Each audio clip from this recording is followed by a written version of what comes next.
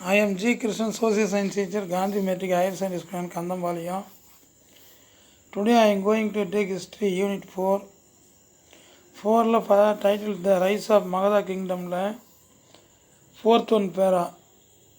Ajatasatru, the son of Bimbi Shara, is said to have murdered his father and ascended the throne in 493 BCE. Ajatashatru பிம்பிசாரனுடைய புதல்வரான Ajatashatru பொது ஆண்டிற்கு முன்னர் 493 தன்னுடைய தந்தையை கொன்றுவிட்டு அரியணை ஏறியதாக சொல்லப்படுகிறது.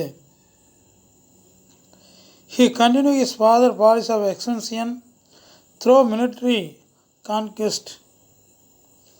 இராணுவ வெற்றிகளின் மூலம் ஆட்சியை விரிவுபடுத்த தனது தந்தையினுடைய கொள்கையை இவரும் தொடர்ந்து கடைபிடித்தார்.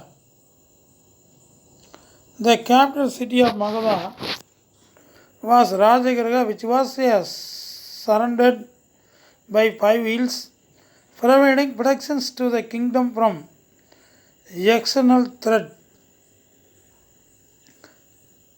மகதத்தின் தலைநகரான ராஜகிரகம், அதை லைன் பண்ணிக்காங்க. மகதத்தினுடைய கேபிட்டல் டேஸ்னா ராஜகிரகம் 5 மலைகளால் சூழப்பட்டிருந்ததால் வெளியிலிருந்து வரும் அபாயங்களிலிருந்து தகுந்த பாதுகாப்பு அளித்தது. Ajatashatru strengthened the Rajagriha fort and also built another fort at Padaligrama on the Gangas. Ajatashatru ராஜகிரக கோட்டையை வலுப்படுத்திய அதே வேளையில் கங்கை கரையில் பாடலி கிராமத்தில் மற்றொரு கோட்டையை கட்டினார். பாடலி கிராமத்தில் மற்றொரு கோட்டையையும் கட்டினார். It served as the exchange center for the local Pradesh and later became the Mauryan capital of Padaliputra. இது உள்ளூர் உற்பத்திகளுக்கான பரிமாற்ற மையமாக விளங்கியது. பின்னர் மௌரிய தலைநகர் பாடலிபுத்திரமாக இது மாறியது. அதுவும் லைன் பண்ணிக்க. மௌரிய தலைநகர் எதுனா Pataliputra.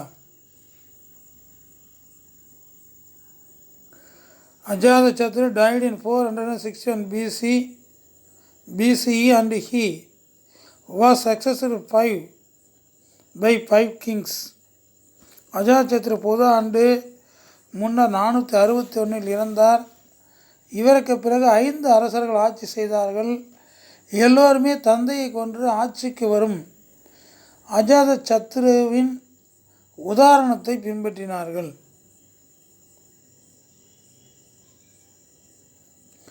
All of them followed the example of Ajatasatru by ascending the throne by killing their parent.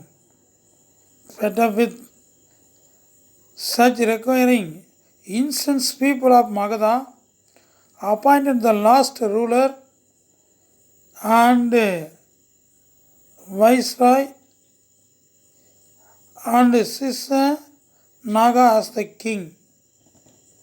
இப்படி தொடர்ந்து தந்தையை கொல்வதால் மனவெறுத்த மகத மக்கள் கடைசி அரசரின் ராஜ பிரதிநிதியான சிசுநாகரை அரசராக நியமித்தார்கள்.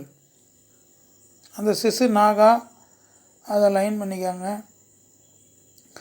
After ruling nearly for half of century, the Shishunaga dynasty lost the kingdom of Mahabhatmananda, who founded the Nanda dynasty. கிட்டத்தட்ட அரை நூற்றாண்டு காலம் ஆட்சி செய்த பிறகு சிசுநாக வம்சம் மகாபத்மநந்தரிடம் ஆட்சியை இழந்தது. The Nanda was the first of a non-Sastriya dynasty to rule in northern India. நந்த வம்சம்தான் வட இந்தியாவின் முதல் சத்தியர் அல்லாத வம்சமாகும்.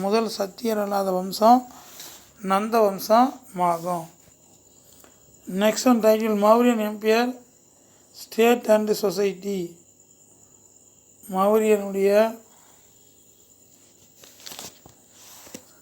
Mauryan empire state and society, Maurya பேரரசும் அடுத்து அதனுடைய அரசும் சமூகமும்.